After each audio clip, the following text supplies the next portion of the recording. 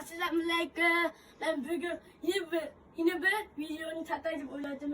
Maçı kunu hemen işledim. Taran kılar ya. Sabahlarım ikip gitti.